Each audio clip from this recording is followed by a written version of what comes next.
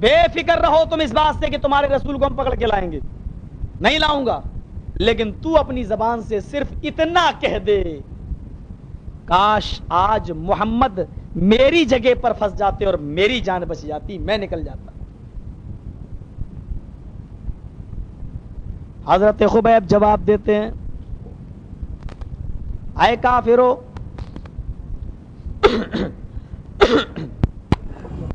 یہ بات مانی نہیں جائے گی کیونکہ 15 لوگوں کی گواہی مسلم ہے، اور اگر میں نے یہ کہہ دیا کہ نہیں تب بھی مجھے سنسار کیا جائے گا، لیکن لوگ میرے مرنے کے بعد، میری سنساری کے بعد لوگ مجھ سے یہ کہیں گے دیکھو زنا بھی کیا اور مرتے وقت جھوٹ بھی بولا کہ میں نے زنا نہیں کیا۔ مجھے یہ برداشت ہے کہ لوگ پتھروں سے مار مار کے مجھے قتل کر ڈالے، مجھے مار ڈالے، سنسار کر دیں، لیکن یہ منظور نہیں کہ میرے مرنے کے بعد لوگ مجھے جھوٹا کہیں۔ اے اللہ کے نبی کیا پوچھ رہے ہیں؟ کہا تو اپنے بارے میں بتا، عورت تجھے زناکار بتلا رہی ہے، یہ 15 لوگ تجھے کہہ رہے ہیں میں نے اس کو پکڑا، بول تو کیا کہنا چاہتا اپنی صفائی میں؟ کہتا ہے ہاں اے اللہ کے رسول، یہ زنا میں نے ہی کیا ہے، اس کی عزت میں نے ہی چھلی چھلی کی۔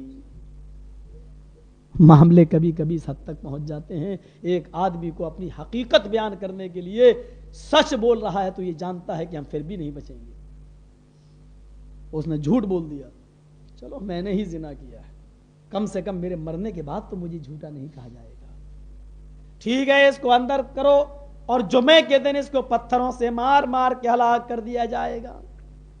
آج جمعے کا دن بھی آ گیا، سخت سیکورٹی کے اندر اس آدمی کو بھی جمعے کی نماز کے لیے لایا گیا، نماز پڑھی، اب میدان مقتل کی طرف لے جایا جا رہا ہے، جہاں زانی کو یا چور کو سزا دی جاتی تھی اس میدان میں کھڑا کیا گیا۔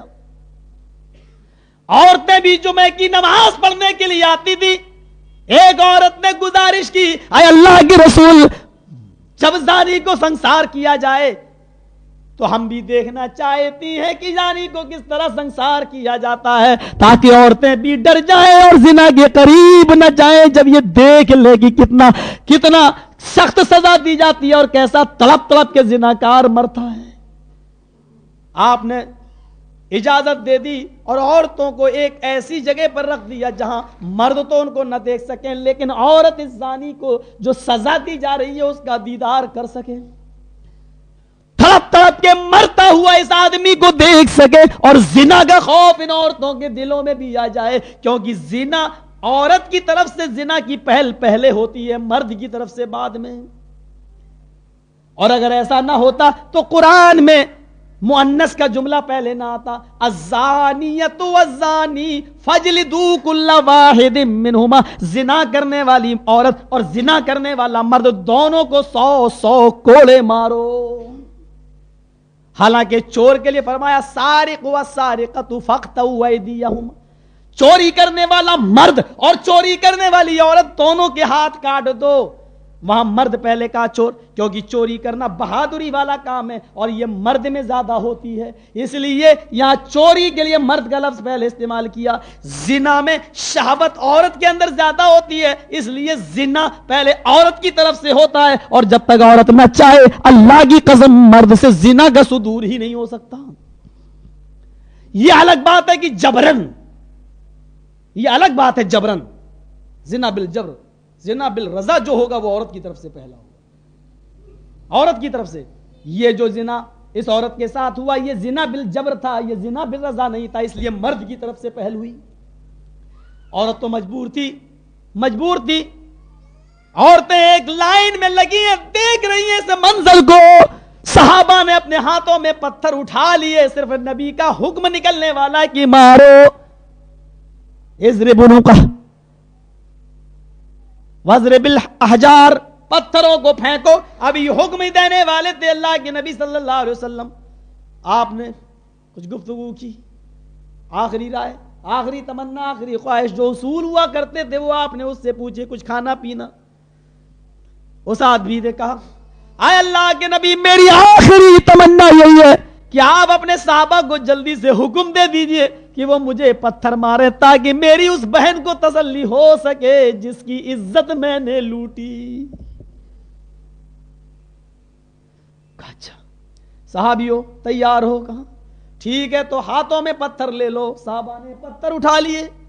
ابھی مارنے ہی والے تھے کہ ایک پہاڑ کی چوٹی سے ایک آدمی چیختا ہوا آیا, قف یا رسول اللہ, ٹھہر جائیے اللہ کے نبی, رک جائیے اللہ کے نبی.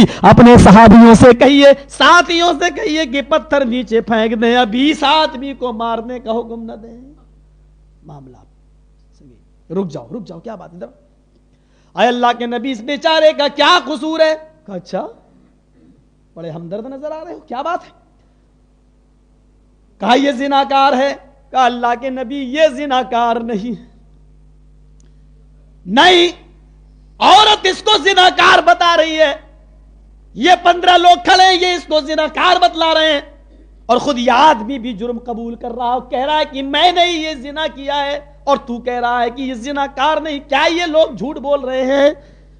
کہا اللہ کے نبی وہ عورت بھی جھوٹ بول رہی ہے, یہ 15 لوگ بھی جھوٹ بول رہے ہیں, اور یہ آدمی جو کہہ رہا میں نے زنا کیا ہے یہ بھی جھوٹ بول رہا ہے.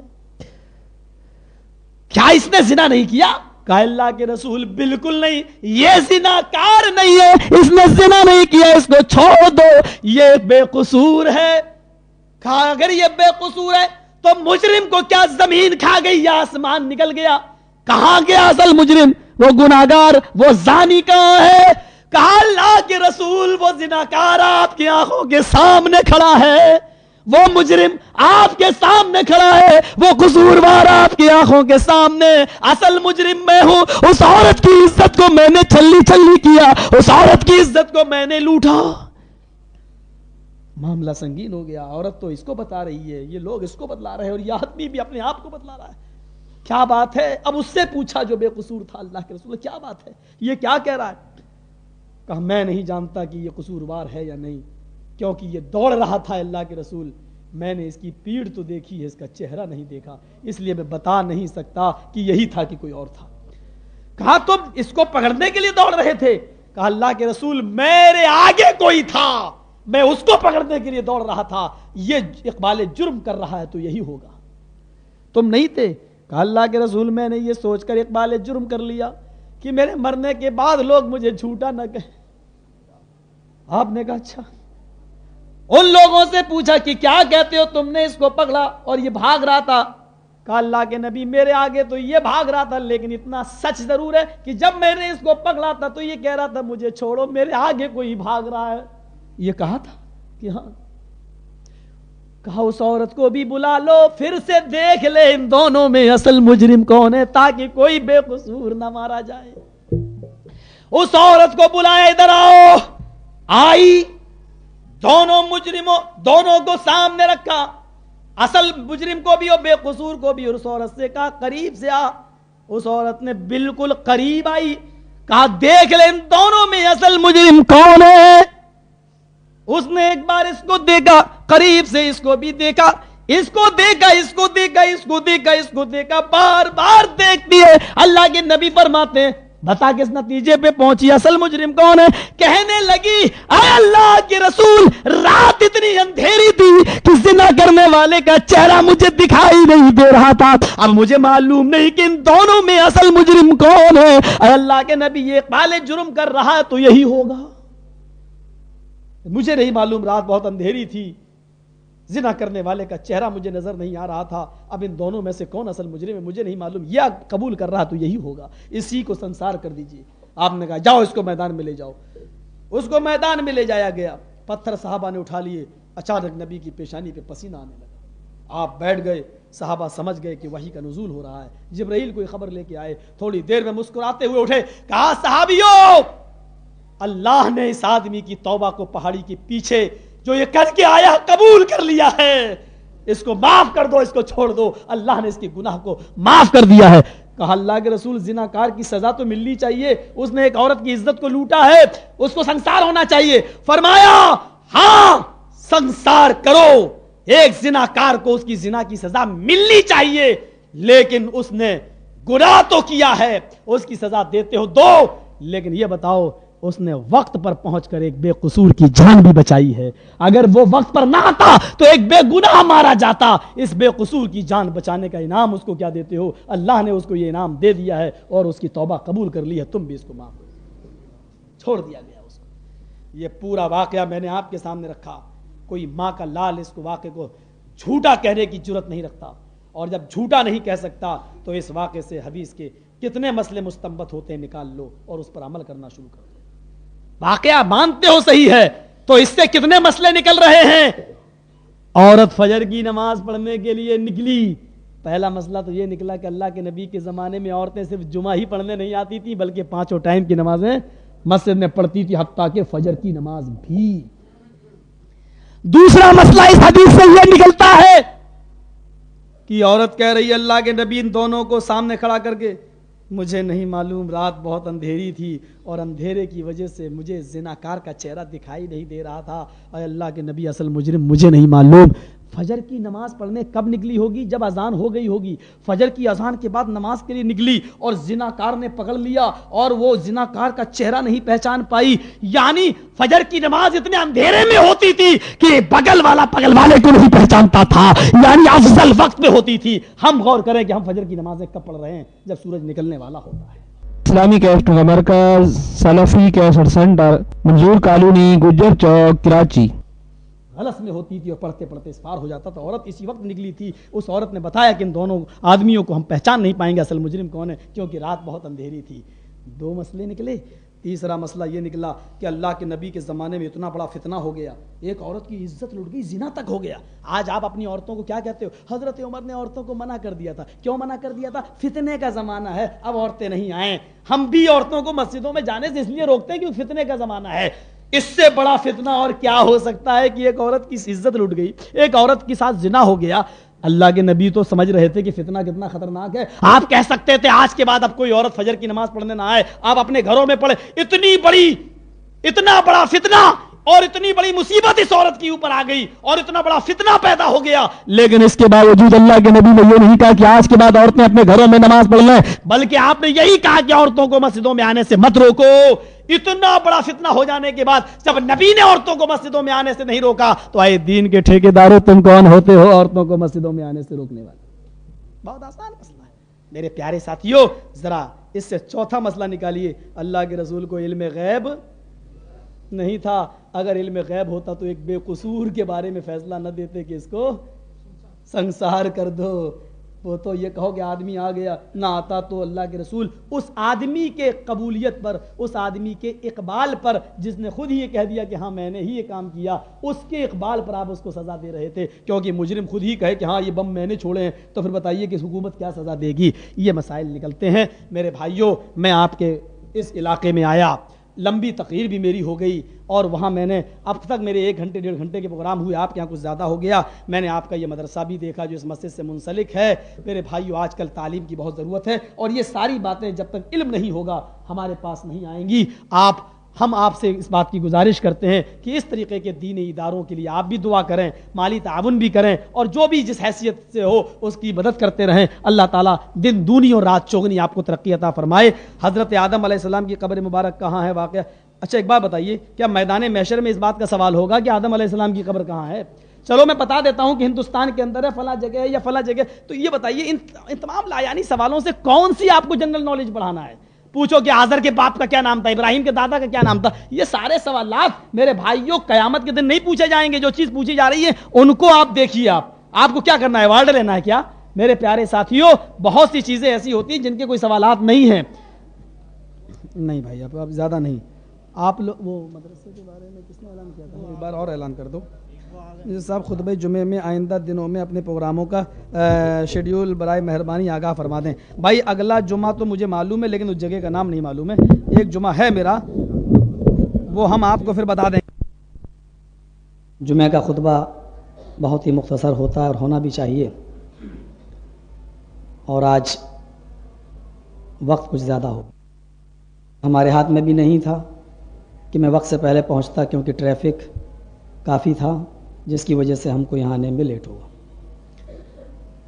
اب میرے سامنے بڑی الجھن یہ ہے کہ میں اس 15 منٹ میں 20 منٹ میں آپ کے سامنے کون سی بات رکھوں اور کہاں سے شروع کروں اور کہاں پہ ختم کروں، کیونکہ کچھ لوگوں نے راستے میں مجھ سے کہا کہ آپ 1:45 تک کھینچ سکتے ہیں، کچھ لوگوں نے مجھ سے یہ بھی کہا کہ یہاں بزنس مین لوگ زیادہ آتے ہیں اور ان کا وقت بہت ہی محدود ہوتا ہے، اور ابھی جب میں ممبر پہ بیٹھا تو مجھے یہ حکم ملا ہے کہ 1:30 بجے سے آگے آپ نہیں جا سکتے۔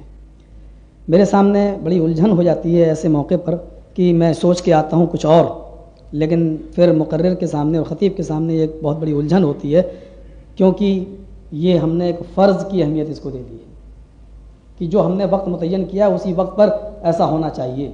حالانکہ اللہ کے نبی صلی اللہ علیہ وسلم کے زمانے میں کوئی گھڑیاں نہیں تھیں، لوگ وقت سے پہلے آ جاتے تھے، وہ ایک ماحول بنا ہوا تھا۔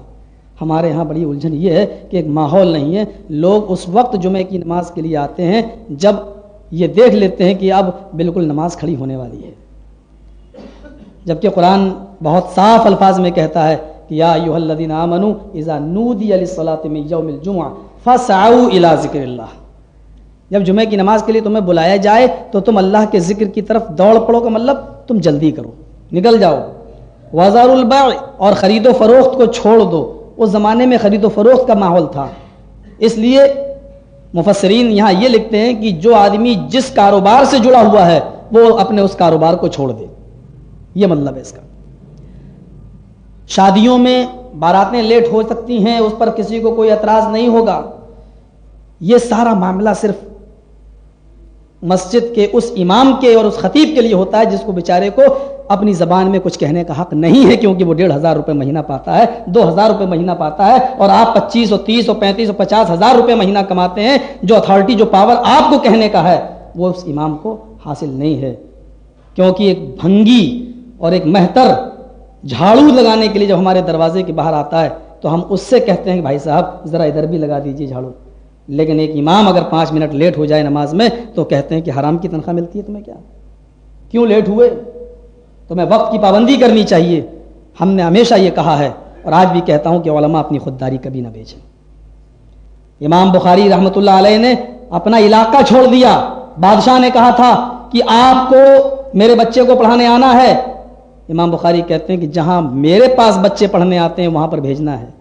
بادشاہ نے کہا میرا بچہ آپ کے پاس پڑھے گا، آپ کے ٹاٹ اور بوریے پر بیٹھے گا، میں محل میں رہنے والا ہوں؟ امام بخاری نے صاف کہا کہ الگ سے پڑھانے کے لیے میرے پاس کوئی انتظام نہیں ہے۔ بادشاہ نے کہا تمہیں میرے گھر آنا پڑے گا۔ امام بخاری رحمۃ اللہ علیہ جواب دیتے ہیں بالکل نہیں، پیاسا کنویں کے پاس چل کے آتا ہے، کنواں پیاسے کے پاس نہیں۔ علم حاصل کرنا ہے تمہارے بچے کو، وہ میرے پاس آئے گا، میں عالم ہوں قرآن و حدیث کا، یہ علم در در کی ٹھوکریں نہیں کھائے گا کہ تمہارے بچے کو خود پہنچے پڑھانے کے لیے۔ جو علماء اپنے بچوں کو یا دوسرے بچوں کو ٹیوشن پڑھانے جاتے ہیں وہ امام بخاری کے اس واقعے سے اندازہ لگائیں کہ ٹیوشن پڑھانے جانے میں اور اپنے گھر پہ بلا کے بچے کو پڑھانے میں ان دونوں میں کیا فرق ہے، اور بچہ علم کہاں حاصل کر سکتا ہے، اس کے گھر پہ اس کو پڑھایا جائے وہ، یا دوڑ کے یا چل کے کسی کے گھر پڑھنے جائے تب۔ امام بخاری کو نکال دیا گیا، شہر چھوڑنا گوارا کر لیا، لیکن اپنی خودداری کو نہیں بیچا، خودداری کو نہیں بیچا۔ یہاں قرآن کی جو آیت میں نے آپ کے سامنے تلاوت کی ہے، ہم اور آپ اس دنیا میں آئے ہی اسی لیے ہیں۔ یہ دنیا دار الجزا نہیں ہے، دار العمل ہے، عمل کا گھر ہے۔ یہاں ہم کچھ بونے کے لیے آئے ہیں اور اس کا پھل ہمیں اوپر کاٹنا ہے۔ دار الجزا و سزا اوپر ہے، یہ دار العمل ہے۔ لا تزر وازرۃ وزر اخرى، قیامت کے دن کوئی نفس کسی نفس کا بوجھ نہ اٹھائے گا، کوئی انسان کسی دوسرے انسان کا بوجھ نہیں اٹھائے گا، کوئی کسی کا مالک نہیں ہوگا۔ الیوم لا تملک نفس لنفس شیئا، آج کے دن کوئی نفس کسی نفس کی مالک نہیں ہے۔ اللہ کے نبی صلی اللہ علیہ وسلم بھی ڈائریکٹ شفاعت نہیں کریں گے، سفارش نہیں کریں گے، بلکہ سجدے میں گر جائیں گے۔ سارے پیغمبر منع کر دیں گے کہ میں سفارش کے لائق نہیں ہوں، تب اللہ کے نبی کے پاس سارے لوگ آئیں گے اور سفارش کے لیے کہیں گے، اللہ کے نبی اپنا سر زمین پر رکھ دیں گے، سجدے میں گر جائیں گے اور اللہ کی تعریف حمد و ثنا بیان کریں گے جتنی اللہ چاہے گا۔ پھر پکارے گا ارفع راسک یا محمد سل توتا، بخاری کے الفاظ پر غور کیجئے، ارفع راسک، اے نبی اپنے سر کو اٹھاؤ، بہت میری حمد و ثنا تم نے بیان کر لی، اٹھاؤ اپنے سر کو، ارفع راسک اپنے سر کو اٹھاؤ، سل مانگو، توتا جو مانگو گے تمہیں دیا جائے گا، بتاؤ کیا مانگتے ہو تم؟ سل سوال کرو، توتا دیا جائے گا تمہیں۔ تب اللہ کے نبی کہیں گے